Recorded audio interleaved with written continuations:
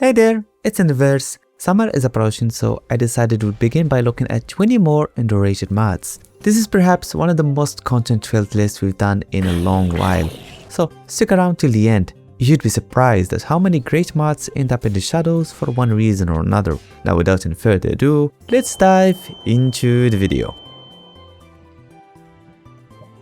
First on the list we have Slag and Embers. This is a mod about metal casting and forging. The author introduced multi-step processes that require you to build structures. From there you work through the steps necessary to create your first tool, from melting the metals, storing and managing them on the crucibles, and eventually putting them into a tool cast of your choosing. All vanilla metals are covered, but there are also new forgeable metals like rose gold and deep alloy, as well as the ability to forge and cast tools out of amethyst, obsidian, and emerald, just to name a few. You may also cast the metals into special new tools that are effective for multiple functions, tools like paxels, mullets, and more. This is one of the best metallurgy mods out there. It reminds me so much of Tinker's Construct, but this one feels a little more vanilla friendly and is, as is the reason for including it here, a very underrated mod. Also, if you feel confused, I highly recommend this simple guide by Gubbins. It's under 8 minutes long, but lays out the process plainly with no fluff. Up next we have a fresh new mod called Compound V. As the name suggests, you are out to search loot boxes for this substance, and once found, you can drink it for a chance to have a superpower of some sort. The powers can range from silly disabilities when you are unlucky to full Homelander mode when you hit the jackpot. The visuals of the impact are simple but effective, which allow them to be integrated into the game without feeling weird or alien. This mod is constantly being updated and new superpowers are added with every update, so be sure to try it out. Dangerous Mobs is next. This is a very underrated mod. It expands the amount of enemies and mini-bosses you could fight. The models and animations of those mobs are amazing, and each one feels different and special from one another. They can also employ different attacks like raining thunder on your head, slashing you with a scythe, or using magic. Killing these mobs is quite rewarding and includes, but not limited to, new pieces of armor, different weapons, lightning charges, and more. I would highly recommend the author works on the animations of some of these mobs. While the few I showed were excellent, the rest not so much. The mod could also benefit from a better mod icon. The current one is a little hard to see. I encourage you, my friend, to build upon popular ModPacks or create your own from the ground up using lesser known mods. Doing so you'll experience a novel and less predictable gameplay. If you'd like to call in a friend, 2 or 20 to join you, you could use PineHosting. You get a whole 30% off when you use my code ENDER. You could also install any modpack, whether it's based on CurseForge or Modrent, with one click. The components are great. You have the latest, most powerful Ryzen processors, fast NVMe SSDs, and high-frequency DDR5 RAMs, all for a price that starts as low as $3 per month. The customer service here is also quite reliable in case the server crashes or glitches, and either you live in the US, Europe, Australia, Asia, Africa, or any other place, you are guaranteed to get more than playable ping. The reason I'm able to take my time on videos and still be able to upload consistently is because I do this full time. And I can't say either I'd be able to do that if not for the help of sponsors like PineHosting. They've been supporting the Enderverse channel for more than 2 years and have been attentive to my suggestions as well as yours, my friend. If you happen to experience any issues with PineHosting, be sure to comment it down below. I'll tend to it immediately. Up next there is Incision. This mod adds 2 hellish fleshed out biomes to the Nether. These biomes feature many organic materials to harvest, of which you can come across animated blocks like the carrion jaw and the carrion eyes. Those would make for some insane building designs. The creatures here, as the author put it, are friendly creatures. They only require a slice of your skin. No biggie. You got plenty. I'm sure you could spare, my friend. I really love this mod. Pixel art especially, and looking at its size, you could include it on your modpack effortlessly with no issues at all.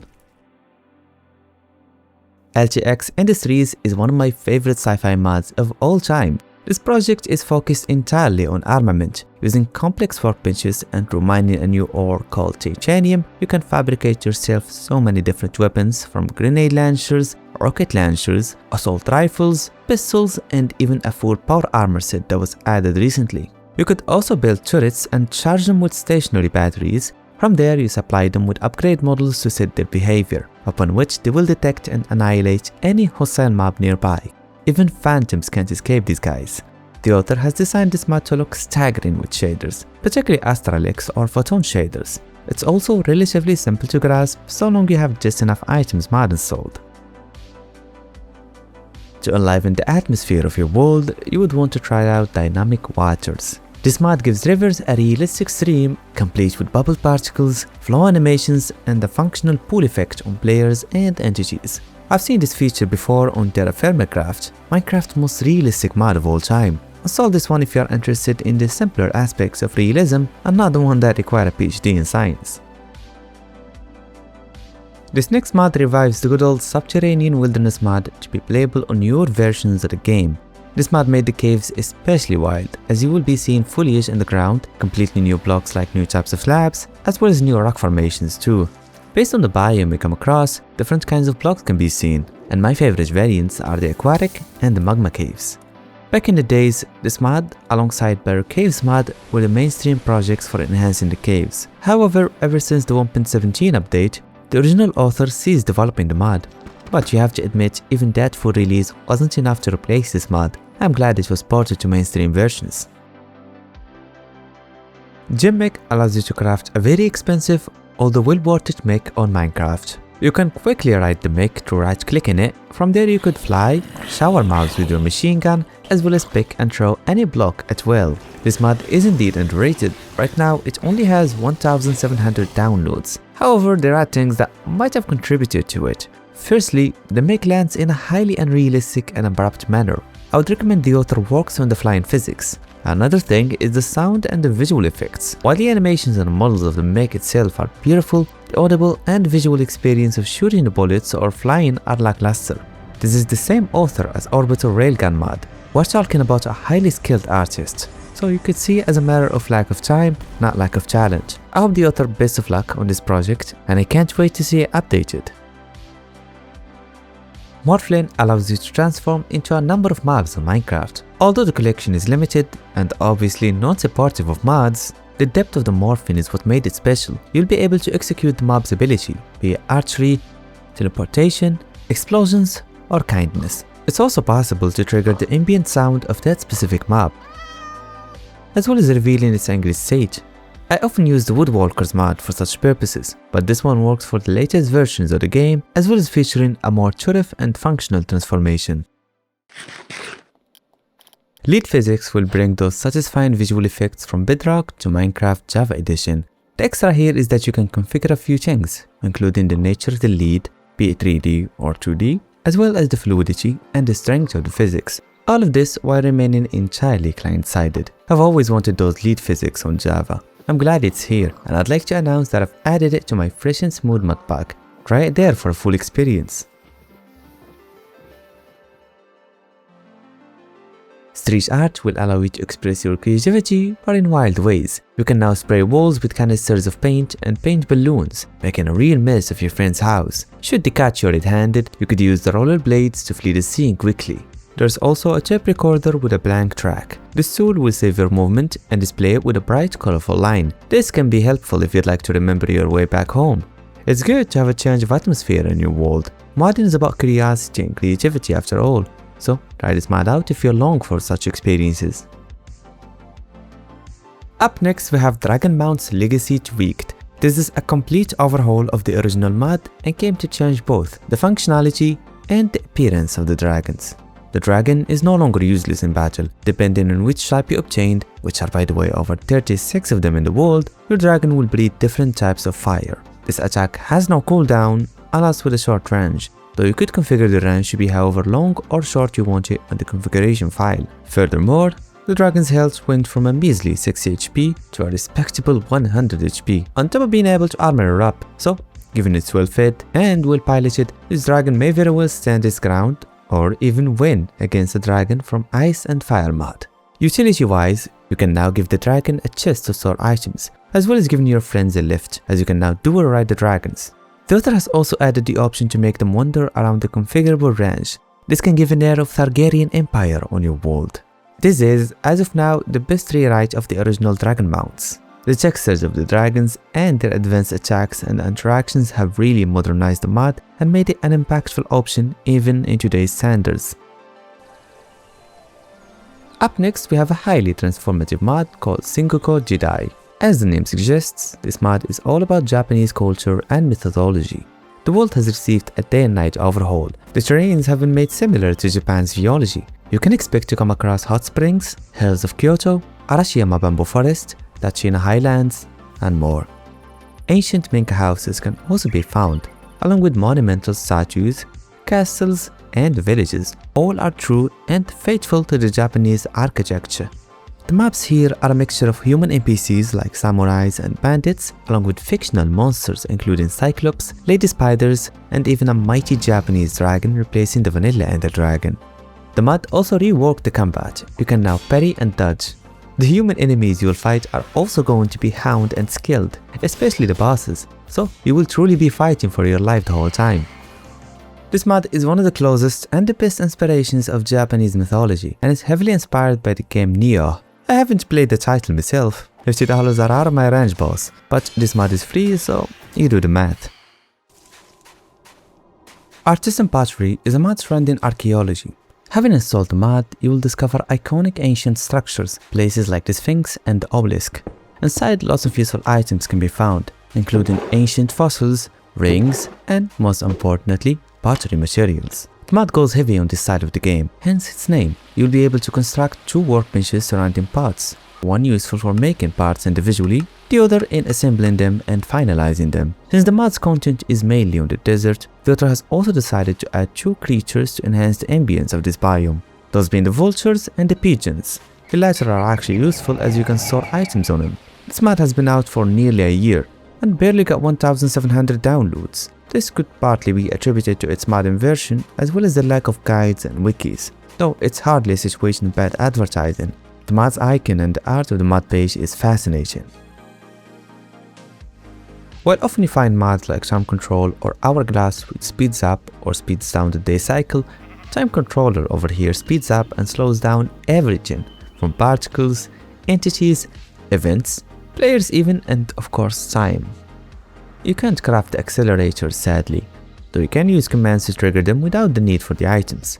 This mod was made for people who would like to experience and produce clips of any kind. No longer do you have to wait for hours and then use flashback or replay mod's time-lapse features. You can now trigger a time-lapse on your world in real time. This mod has been around for 2 years and only has 23,000 downloads. So it is, amongst all other 19 mods, the most deserving to be called underrated. Foes is an enemy expansion mod adding 4 new hostile mobs to encounter. First we have the Spectre. This is a huge bat that will latch and bite your face off in the caves. Having dealt enough damage, you could bring it to the ground where you have the most advantage. To be advised, it can be just as deadly with 4 legs, jumping you and sucking you dry of your blood, which will rejuvenate its energy to fly again. Hypothera is a volcanic hippocampus naturally found on the Nether. This beast is big and steady. It takes 0 knockback and can one-tap you if you are armorless. Nearing death, it releases a devastating volcanic eruption from its back, so it would be wise to have a blast protection armor when taking on the Hypothera.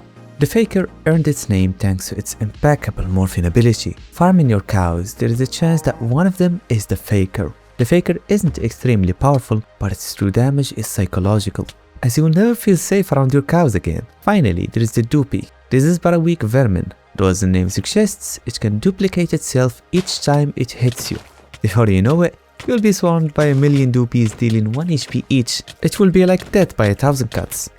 Killing these foes will earn you a feast full of artifacts and weapons, from mobile TNT items to powerful guns that use amethyst ammunitions, plus more. Crop and Kettle is a new data pack which adds an extensive cooking system to Minecraft. The journey starts when you craft the cookbook. You'll find its crafting recipe, along with the crafting recipe of every kitchenware you'd need on the recipe book. From there you follow the steps to cook your very first meal.